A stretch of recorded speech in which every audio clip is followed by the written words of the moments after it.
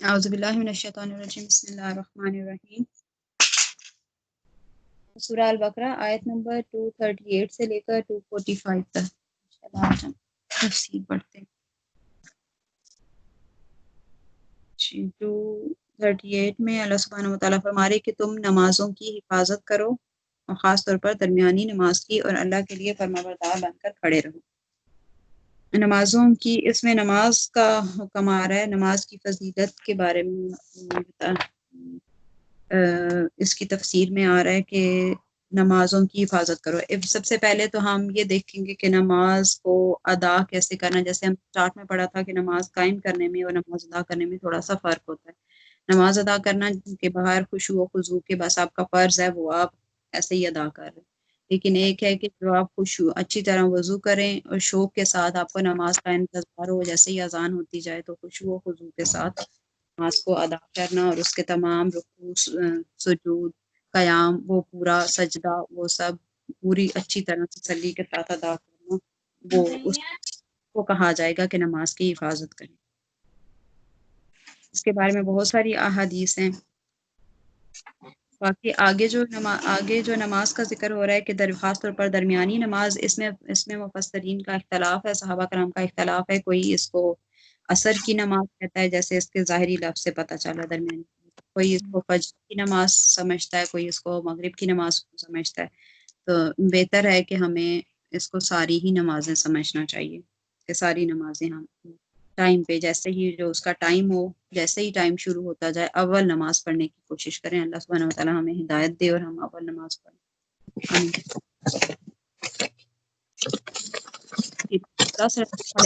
ने फरमाया कि अल्लाह ताला ने इरशाद फरमाया, मैंने आप सल्लल्लाहु अलैहि वसल्लम की उम्मत पर 5 नमाज़ें फ़र्ज़ की हैं और मैंने खुद अहद कर रखा है कि जो इन नमाज़ों की उनके वक़्त पर मुहाफ़िज़त करेगा, मैं उसे अपने अहद की वजह से जन्नत में दाखिल करूँगा, और जो इन पर मुहाफ़िज़त नहीं करेगा उसके लिए मेरा कोई वादा नहीं। यानी जो नमाज को, जो ये 5 नमाज़ें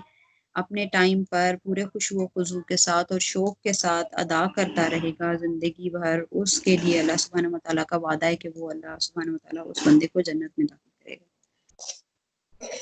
इसी तरह हज़रत अनस बिन मालिक रज़ियल्लाहु अन्हु से रवायत किया है, वो फरमाते हैं कि रसूलुल्लाह सल्लल्लाहु अलैहि वसल्लम ने फरमाया कि अल्लाह ताला ने लोगों पर उनके दीन में से जो चीज़ सबसे पहले फ़र्ज़ की वो नमाज है, आखिर तक जो बाकी रहेगी वो नमाज है, सबसे पहले जिसका मुहासबा होगा वो नमाज है। अल्लाह ताला फरमाएगा, मेरे बंदे की नमाज को देखो, अगर वो मुकम्मल होगी तो मुकम्मल लिखी जाएगी, अगर नाक़िस होगी तो इरशाद होगा कि क्या इसके कोई नवाफिल हैं, बस अगर नवाफिल होंगे तो उनके ज़रिए फ़राइज़ पूरे किए जाएंगे। फिर इरशाद होगा, क्या उसकी ज़कात मुकम्मल है, अगर वो मुकम्मल होगी तो मुकम्मल लिखी जाएगी, अगर उसमें कमी होगी तो इरशाद होगा कि उसका नफली सदका देखो, अगर उसका नफली सदका होगा तो सदका से उसकी ज़कात मुकम्मल की जाएगी।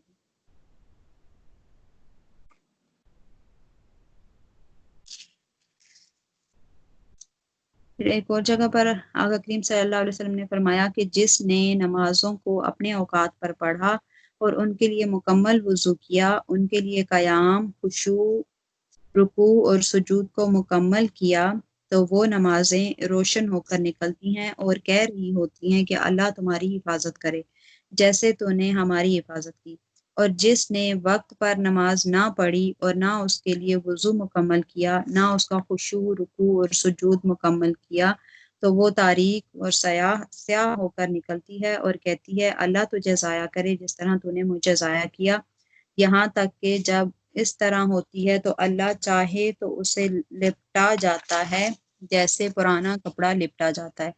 फिर उस नमाज को पढ़ने वाले के चेहरे पर मार दिया जाता है। फिर एक और जगह पर आका करीम सल्लल्लाहु अलैहि वसल्लम ने फरमाया कि जब बंदा वज़ू करता है और अच्छी तरह वज़ू करता है, फिर नमाज के लिए खड़ा होता है, उसके रुकू, सुजूद और क़िरात को मुकम्मल करता है, तो नमाज कहती है, अल्लाह तेरी हिफाज़त करे जिस तरह तूने मेरी हिफाज़त की। फिर उसको आसमान की तरफ चढ़ाया जाता है, उस नमाज के लिए नूर और रोशनी होती है, उसके लिए आसमान के दरवाज़े खुल जाते हैं, और जो अच्छी तरह वज़ू नहीं करता और रुकू, सुजूद और क़िरात को मुकम्मल नहीं करता, तो नमाज कहती है, अल्लाह तुझे ज़ाया करे जिस तरह तूने मुझे ज़ाया किया। پھر اسے آسمان کی طرف بلند کیا جاتا ہے اور اس پر اندھیرا ہوتا ہے، آسمان کے دروازے بند ہوتے ہیں، پھر اسے لپٹا جاتا ہے جیسے پرانا کپڑا لپٹا جاتا ہے، پھر اسے اس نمازی کے منہ پر مارا جاتا ہے۔ اللہ ہمیں خشوع و خضوع کے ساتھ نماز پڑھنے کی توفیق عطا فرمائے، آمین۔ السلام علیکم۔ السلام۔ وعلیکم السلام۔ میں اس نماز کے متعلق یہ پوچھنا چاہوں گی بیٹا، یہ جو گھٹنوں کی وجہ سے ہم لوگ چیئر پہ پڑھتے ہیں نماز، تو جی دل میں بہت خیال آتا ہے کہ ہماری نمازیں اس طرح قبول ہیں بھی کہ نہیں، تو اس کے متعلق کچھ پلیز بتائیے گا ضرور۔ جی، نہیں، جن کو ظاہرہ بیماری کی وجہ سے جو ہے نا کھڑے ہو کر نماز نہیں پڑھ سکتے یا سجدہ نہیں کر سکتے زمین پر بیٹھ کر، تو ان کے لیے اللہ سبحانہ و تعالیٰ نے چھوٹ دی ہے۔ ہم انہی آیات میں آگے پڑھیں گے کہ جن کو مشکل ہوتی ہے وہ پھر کھڑے ہو کر بیٹھ کر جیسے بھی آپ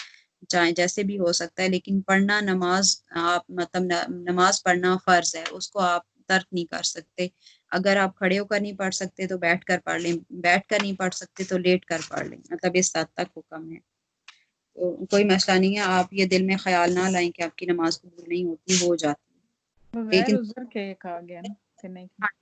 بغیر عذر کے نہیں ہوتی ہے۔ ایک بندہ ٹھیک ٹھاک ہے، اس کو گھٹنے کا بھی کوئی مسئلہ نہیں ہے، اس کو کوئی بیماری بھی نہیں ہے، وہ ویسے وہ سارے کام کرتا رہتا ہے، لیکن جب نماز کی باری آتی ہے تو وہ کہتا ہے کہ میرے سے تو کھڑے ہونے کی طاقت نہیں ہے، اور وہ پھر بیٹھ جائے اور بیٹھ کے نماز پڑھے، تو اس کے لیے پھر ہے کہ اس کی نماز قبول نہیں ہوگی۔ لیکن جس کو گھٹنے کا مسئلہ ہے، جس کو واقعی پرابلم ہے، یا کسی کو کمر کا مسئلہ ہوتا ہے، کسی کو گھٹنے کا ہوتا ہے، یا کسی کو ویسے ہی کھڑے ہوتے ہوئے چکر آتے ہیں، تو ایسے لوگ بیٹھ کر نماز پڑھ سکتے ہیں۔ لیکن بیٹھ کر نماز پڑھنے میں صرف ایک غلطی ہم لوگ کرتے ہیں کہ جیسے ہم رکوع کرتے ہیں، رکوع کے لیے ہم لوگ گھٹنے پر ہاتھ رکھتے ہیں اور آگے جھکتے ہیں، ٹھیک ہے، بالکل اسی طرح سجدے کے لیے بھی ہم نے ہاتھ گھٹنے پر ہی رکھنے ہیں، گھٹنے پر ہی ہاتھ رکھ کے ہم سجدے کے لیے تھوڑا سا اور نیچے جھک جائیں گے۔ یہ جو ہمارے ہاں ہوتا ہے نا کہ سامنے کشن رکھ کے تو کشن پہ ہاتھ رکھ کے سجدہ کر رہے ہوتے ہیں، یا ہاتھ ویسے باہر نکال کے سجدہ کر رہے ہوتے ہیں، تو وہ ٹھیک نہیں ہے۔ دونوں چیزوں کے لیے، چاہے وہ رکوع ہو چاہے وہ سجدہ ہو، دونوں کے لیے ہاتھ گھٹنے پر ہی ہوں گے۔ رکوع کے لیے تھوڑا سا آگے جھکیں گے اور سجدے کے لیے بہت زیادہ آگے جھکیں گے، بس اتنا سا فرق ٹھیک ہے، ہے۔ شکریہ، اور بہت یہ بہت تھینک یو۔ نہیں ہے، بہت ساری باتوں کا پتہ چل جاتا ہے تو پھر بڑی خوشی ہوتی ہے کہ شکر ہے ہم لوگ صحیح پڑھ رہے ہیں، اسی طرح ہی پڑھ رہے ہیں، اللہ کا شکر ہے۔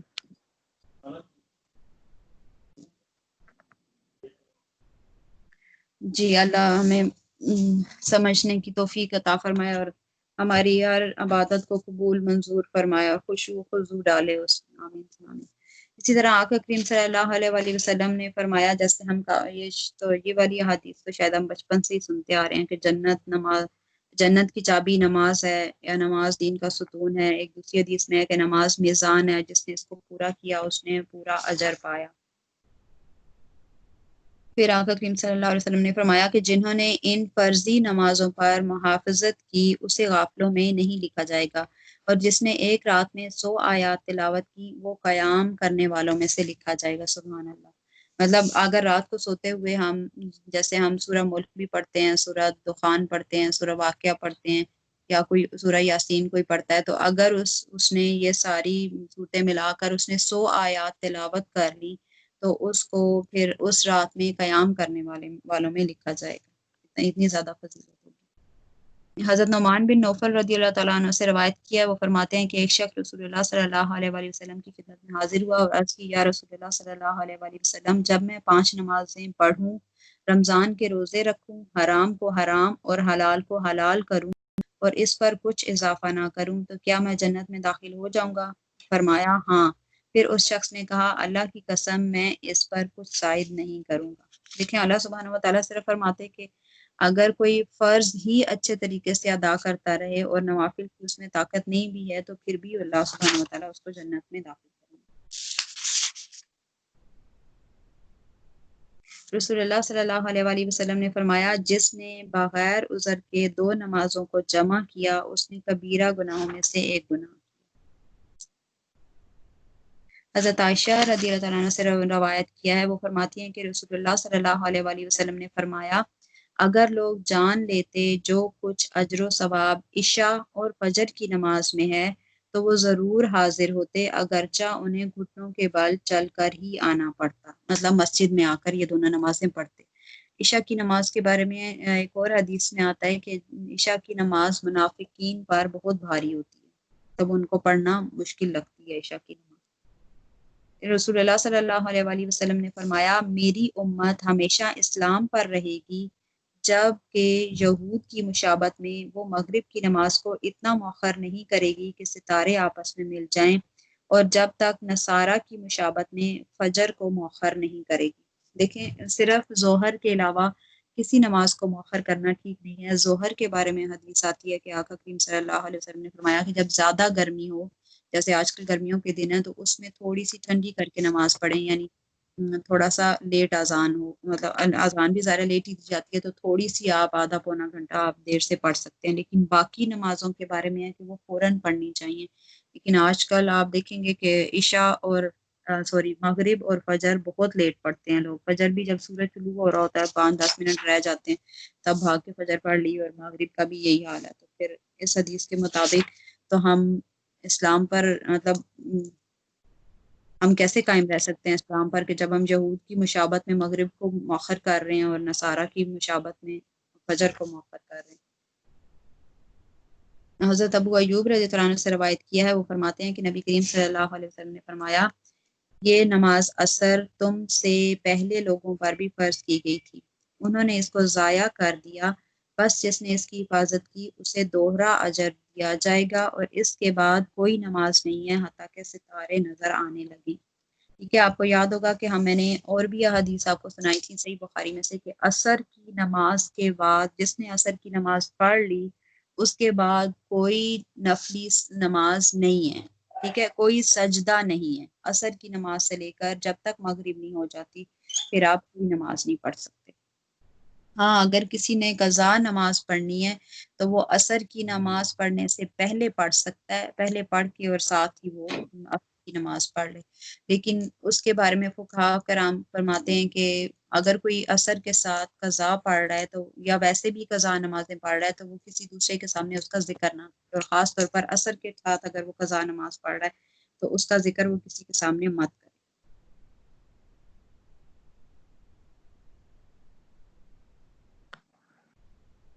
اسی طرح جب بچہ جو ہے وہ مطلب احادیث میں آتا ہے، جیسے آقا کریم صلی اللہ علیہ وسلم نے فرمایا کہ جب بچہ 7 سال کا ہو جائے، چاہے وہ لڑکا ہے لڑکی ہے دونوں، تو اسے نماز کا حکم دو، اور جب 10 سال کا ہو جائے تو اسے نماز نہ پڑھنے پر مارو۔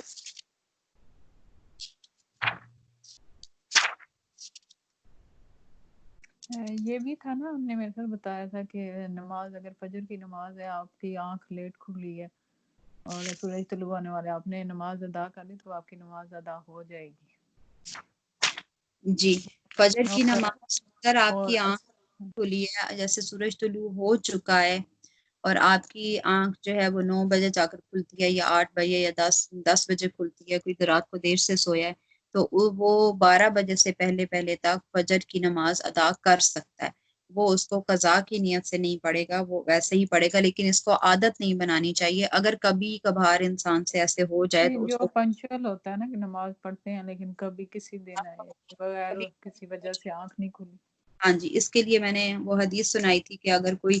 سوج یا کسی وہ جیسے ہم نے حدیث پڑھی تھی کہ کسی وجہ سے اگر کسی کی بھولے سے یا کسی وجہ سے اس کی نماز لیٹ ہو جائے تو اس کی نماز کا کفارہ یہی ہے کہ جب اس سے یاد آئے وہ فوراً اسے ادا کر لے۔ تو اس لیے فجر کی نماز کے بارے میں فقہاء کرام کہتے ہیں کہ اگر کوئی لیٹ اٹھتا ہے، سورج نکل چکا ہے، تو جیسے ہی اس کی آنکھ کھلتی ہے وہ اسی ٹائم اٹھ کر وضو کر کے وہ نماز پڑھ سکتا ہے، سنت بھی ادا کر سکتا ہے اور فرض بھی دونوں۔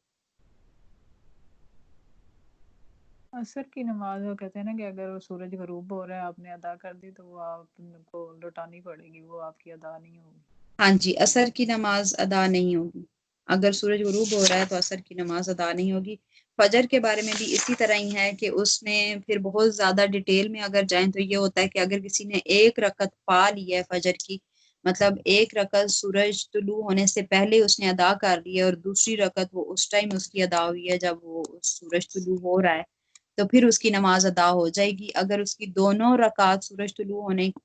ہوتے ہوئے پڑھی، مطلب اس نے پڑھی ہیں دونوں رکعت، اس کو ایک بھی رکعت سورج طلوع ہونے سے پہلے نہیں ملی یا اس کی نہیں ادا ہوئی تو پھر اس کی بھی نماز اس کو لوٹانی پڑے.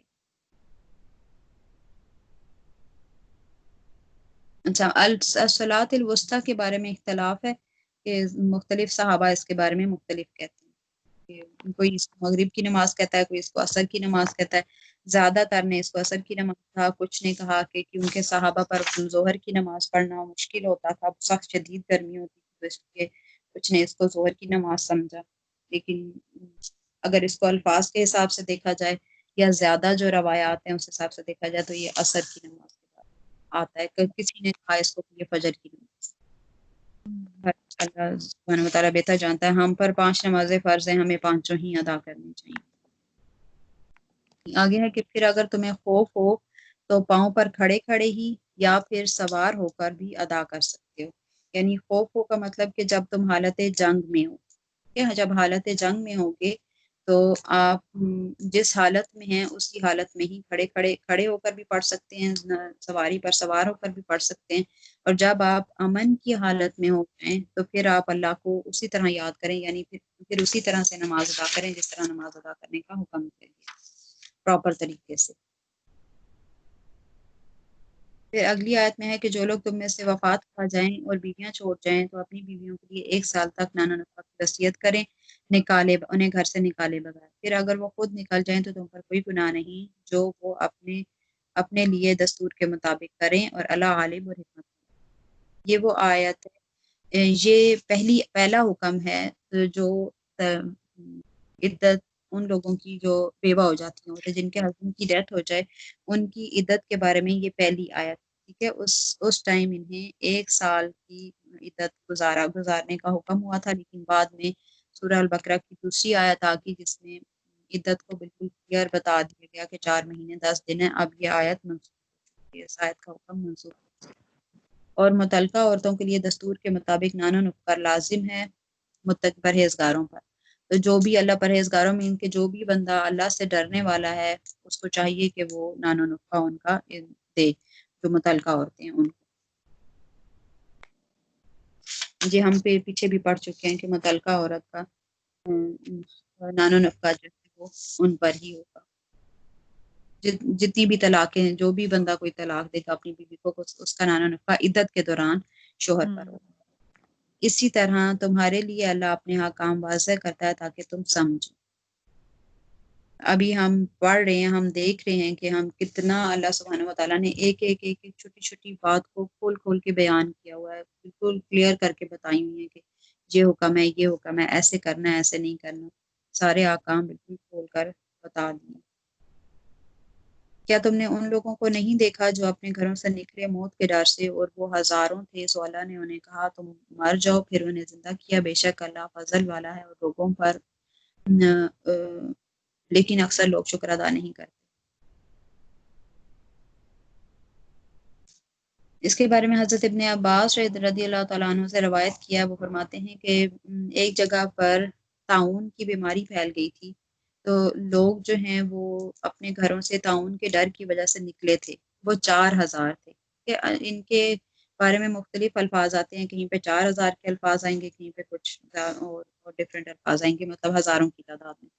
لیکن جو حضرت ابن عباس سے مروی ہیں وہ 4000 تھے. اور انہوں نے کہا تھا کہ ہم ایسی جگہ جائیں گے جہاں موت نہیں آئے گی. یہاں تک کہ وہ سب ایسی جگہ پر پہنچے تھے تو اللہ سبحانہ و تعالیٰ نے فرمایا کہ تم لوگ مر جاؤ. پھر ایک نبی ان کے پاس سے گزرے تو انہوں نے اللہ سبحانہ و تعالیٰ سے دعا کی کہ یا اللہ انہیں زندہ کر دے تاکہ وہ تیری عبادت کریں، تو پس اللہ سبحانہ و تعالیٰ نے انہیں زندہ کر دیا. طاعون کے بارے میں آقا کریم صلی اللہ علیہ وآلہ وسلم سے لوگوں نے پوچھا تو آقا کریم صلی اللہ علیہ وسلم نے فرمایا کہ یہ اللہ کا عذاب ہے. جیسے امام بخاری نسائی نے حضرت عائشہ رضی اللہ عنہا سے روایت کیا ہے، وہ فرماتے ہیں کہ میں نے رسول اللہ صلی اللہ علیہ وآلہ وسلم سے طاعون کے متعلق پوچھا تو آپ صلی اللہ علیہ وسلم نے مجھے بتایا کہ یہ عذاب ہے جو اللہ تعالیٰ جس پر چاہتا ہے بھیجتا ہے. اور اللہ تعالیٰ نے طاعون کو مومنین کے لیے رحمت بنایا ہے. اور جو شخص کسی ایسے شہر میں ٹھہرا رہتا ہے جس میں طاعون پھیل چکا ہوتا ہے یہ جان کر کہ وہی ہوگا جو اللہ تعالیٰ نے اس کی تقدیر میں لکھا ہے، تو اللہ تعالیٰ اسے شہید کی مثل اجر عطا فرماتا ہے۔ یعنی طاعون کے بارے میں ہے کہ اگر جیسے طاعون ایک وائرل انفیکشن ہی تھا، جیسے آج کل یہ کورونا آیا ہوا ہے، تو اگر کسی جگہ پر یہ بیماری پھیل جائے تو ان کے لیے حکم ہوتا ہے کہ وہ اسی جگہ پر رہیں، وہ ٹریول کر کے دوسری جگہ پر نہ جائیں۔ اور اگر کوئی باہر رہتا ہے، اس بستی میں نہیں رہتا جہاں پہ مطلب وائرل انفیکشن پھیلا ہوا ہے، تو ان کو چاہیے کہ وہ اس بستی میں نہ جائیں۔ مطلب اگر کوئی کہیں پہ وائرل انفیکشن آئے تو اس کے بارے میں حدیث میں یہی ہوتا ہے کہ آپ جس جگہ پر ہیں بس اسی جگہ پر، جیسے آج کل کہہ رہے ہیں کہ کوارنٹائن کر لیں، تو آپ بس اپنے آپ کو اسی جگہ پر رکھیں، آگے پیچھے ٹریول بند کر دیں۔ پھر امام احمد، بخاری، مسلم، ابو داؤد اور نسائی سب نے حضرت عبد الرحمن بن عوف سے روایت کیا، وہ فرماتے ہیں کہ میں نے رسول اللہ صلی اللہ علیہ وسلم کو طاعون کے متعلق یہ فرماتے سنا ہے کہ جب تم کسی علاقہ میں طاعون کی خبر سنو تو وہاں نہ جاؤ، اور اگر ایسی جگہ طاعون واقع ہو جائے جہاں تم رہتے ہو تو اس سے بھاگتے ہوئے نہ نکلو، ورنہ پھر وہی حال ہوگا جیسے ان لوگوں کا ہوا تھا جنہوں نے سمجھا کہ طاعون کی وجہ سے یہاں تو طاعون کی بیماری پھیل گئی ہے اور ہم اگر یہاں سے نکل جائیں گے تو ہمیں موت نہیں آئے گی، حالانکہ موت تو صرف اسی کو آتی ہے جس کی لکھی ہوئی ہے اللہ سبحانہ وتعالیٰ۔ تو راستے میں لڑو اور جان لو کہ اللہ سننے والا اور جاننے والا ہے۔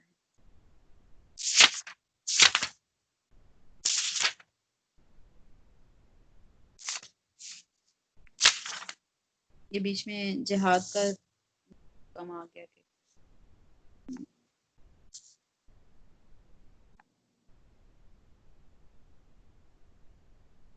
جہاد کا اس کے ساتھ اس لیے بھی کیا گیا ہے کیونکہ آقا کریم صلی اللہ علیہ وسلم نے جہاں جو طاعون کی وجہ سے مرتا ہے ان کو شہید کے برابر کہا گیا کہ وہ شہید ہیں، اور جو اس جگہ پر رہتے ہیں ان کو ایسے ہی ہے کہ وہ اس نے میدان جنگ میں ہے وہ، اور جو وہاں سے بھاگتا ہے اس کے بارے میں ہے کہ وہ جہاد نہ کرنے کی وجہ مطلب جہاد والے میدان سے بھاگ گیا، ان کے لیے اس طرح کے الفاظ ہیں۔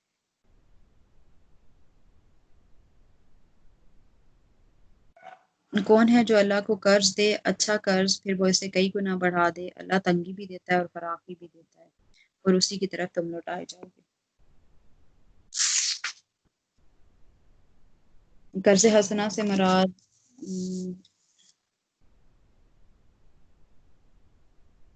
اللہ سبحانہ و تعالیٰ کی راہ میں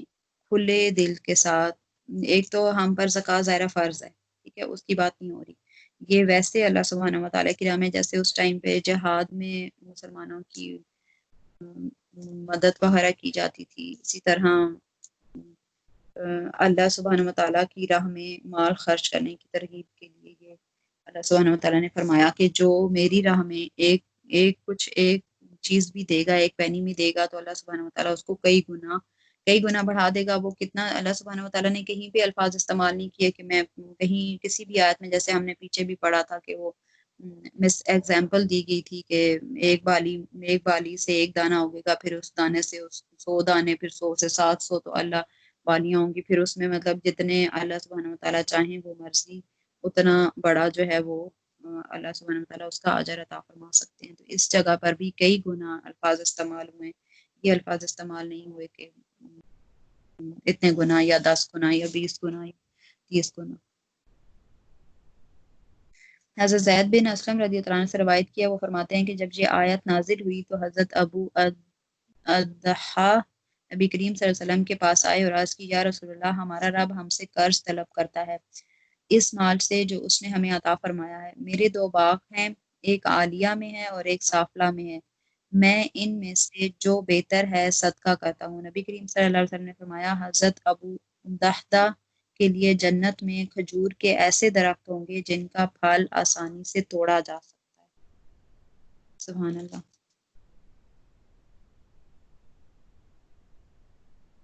حضرت ابن الدحدہ کا یہ جو باغ تھے، نبی کریم صلی اللہ علیہ وسلم نے فرمایا کہ اللہ تعالیٰ نے تجھ سے قرض قبول کر لیا، پھر وہ باغ نبی کریم صلی اللہ علیہ وسلم نے ان یتیموں کو دے دیا جو ان کی پرورش میں تھے۔ نبی کریم صلی اللہ علیہ وسلم یہ دعا فرماتے تھے کہ یا رب، ابن دہدہ کے لیے جنت میں ایسے کھجور کے باغ ہوں کہ گچھے لٹکے ہوئے ہوں جن سے پھل آسانی سے توڑا جا سکے۔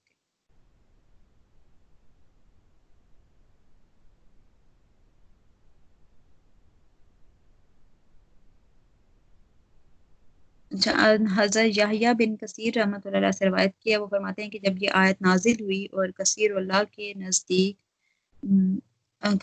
اللہ کے نزدیک لاکھ 2 لاکھ سے زیادہ ہے، قسم ہے اس ذات کی جس کے قبضہ قدرت میں میری جان ہے، میں نے رسول اللہ صلی اللہ علیہ وسلم کو یہ فرماتے سنا ہے کہ اللہ ایک کو 2 لاکھ تک بڑھا دیتا ہے۔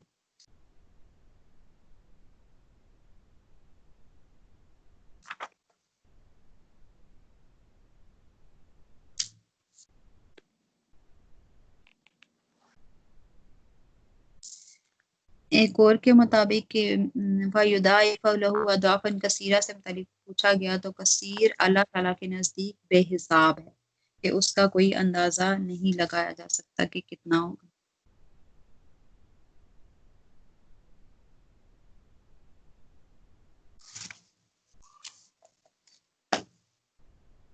اللہ سبحانہ وتعالیٰ ہمیں بھی نماز پڑھنے کی